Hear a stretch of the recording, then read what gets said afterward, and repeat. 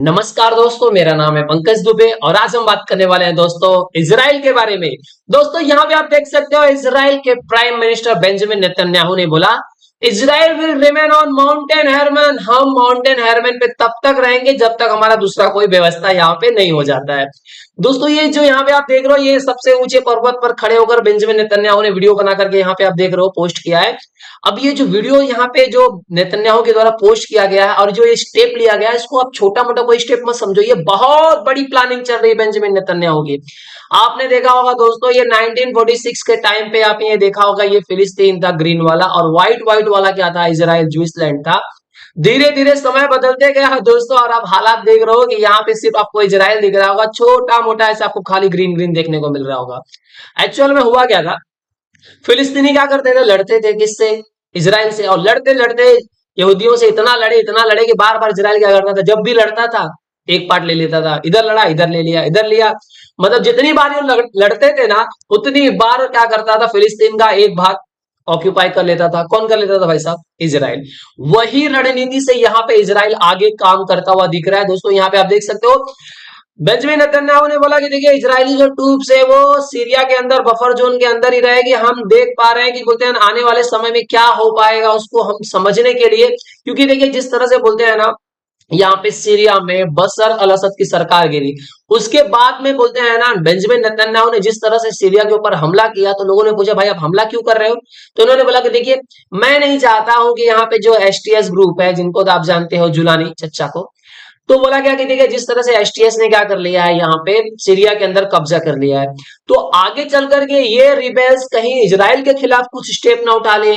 अब यहाँ पे देखिए बहुत सारा यहाँ पे देख रहे हो तबाही मचा दिया था इजराइल ने। यहाँ पे देख रहे हो ना, फुटेज देख रहे हो, यहाँ पे जितने भी वेसल्स थे इनके वॉरशिप से सबको बोलते हैं ना इजराइल ने बॉम्ब मार मार करके एकदम धुआंधार कर दिया था।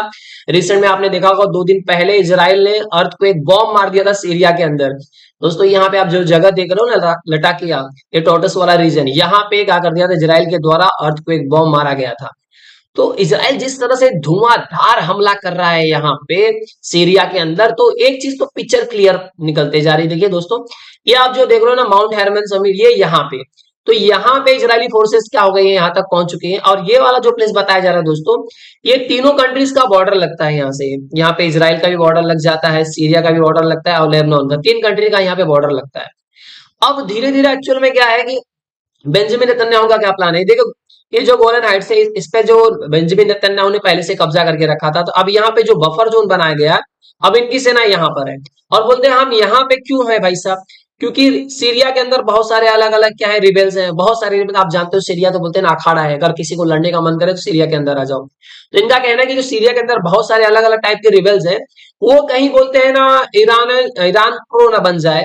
मतलब बेसिकली आप देखने जाओगे तो यहाँ पे इजराइल के द्वारा बोला गया है, जुलानी को बोला गया कि देखिए आप एसटीएस ग्रुप वाले आप लोग ने क्या किया, सीरिया पे कब्जा कर लिया, हमको कोई प्रॉब्लम नहीं, आप अपनी सरकार बनाना चाहते हो आप बना लो, लेकिन अगर आप ईरान को किसी तरह से फेवर करते हुए दिख गए कि ईरान के साइड झुक रहे हो तो हम आपको भी धो धागे खत्म कर देंगे।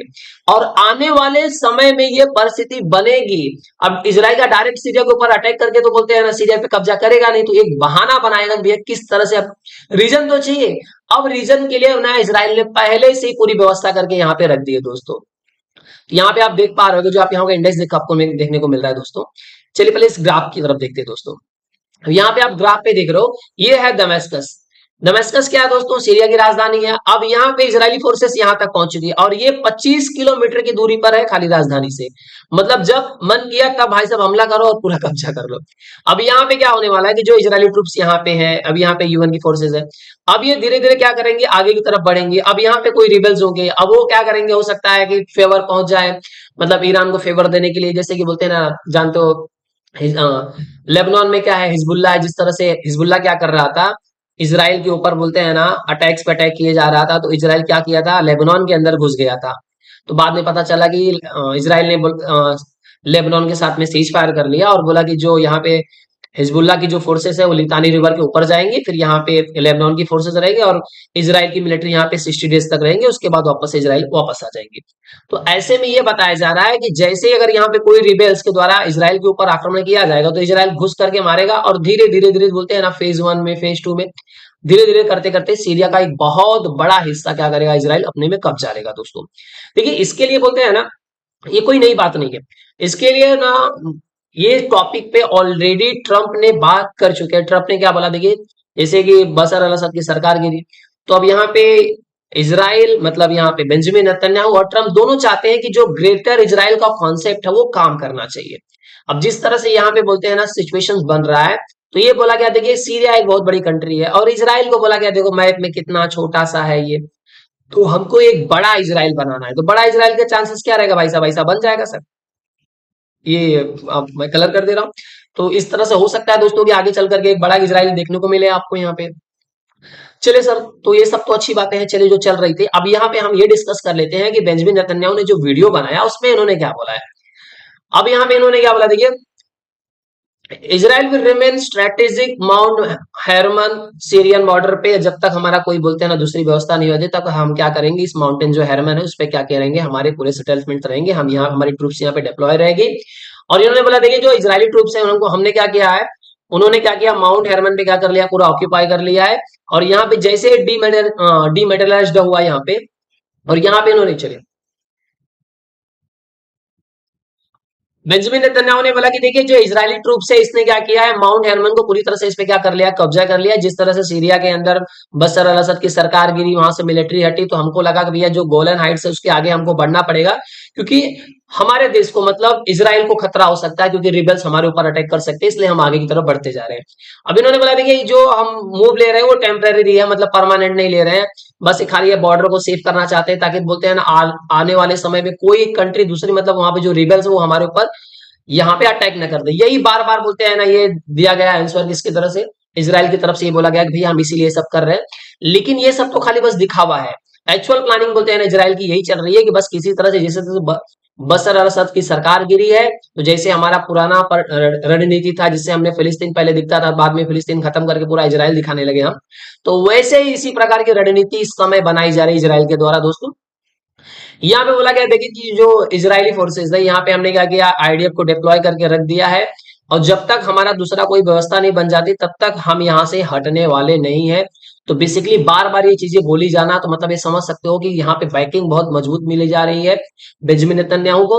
लेकिन अभी रिसेंट में आपने देखा होगा कि ट्रम्प ने बोला कि देखिए हमास को बोला कि देखिए आप क्या करिए, 20 जनवरी से पहले क्या कर लिए, जितने भी हॉस्टेजेस हैं इसराइल और यूएस के छोड़ दीजिए, नहीं तो ऑल हेल टू पे, पूरा मिडिल उसकी भरपाई करेगा। अब यहाँ पे बोलते हैं ना हॉस्टेज की बात हो रही थी, सीज फायर की बात है यूएस। अब यहाँ पे जो बाइडेन के द्वारा पूरी कोशिश की जा रही थी किसी तरह से इसराइल और हमास के बीच में सीज फायर करा दिया जाए, लेकिन यहाँ पे सिचुएशन ऐसा बन रहा है जिसको देख करके ये लगता है कि राइट नाउ जो बाइडेन के एडमिनिस्ट्रेशन में ये सीज फायर नहीं होने वाला है, वो संभव अगर होगा तो ट्रम्प के एडमिनिस्ट्रेशन में ही संभव होने वाला है।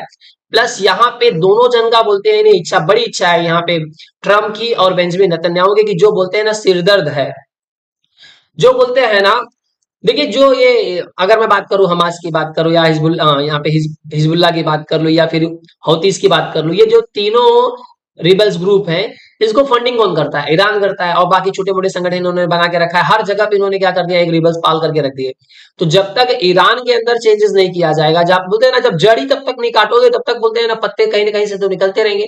तो इस समय इन दोनों का यही बस मेन प्लान है कि किसी तरह से ईरान के अंदर सर तख्ता पलट किया जाए, और जैसे ही ईरान के अंदर तख्ता पलट होगा तो ये सारे प्रॉब्लम जो फेस करने पड़ रहे हैं बेंजामिन नेतन्याहू को, सारे के सारे प्रॉब्लम सॉल्व हो जाएंगे, और इजीली क्या कर सकता है, इजराइल सीरिया पे पूरा कब्जा कर सकता है, और ये जो ग्रेटर इजराइल का कॉन्सेप्ट है जो लंबे समय से चलते आ रहा है वो पूरा होगा, क्योंकि जो एसटीएस ग्रुप है वो ज्यादा समय तक बोलते हैं ना यहाँ पे सीरिया पे चल नहीं पाएंगे।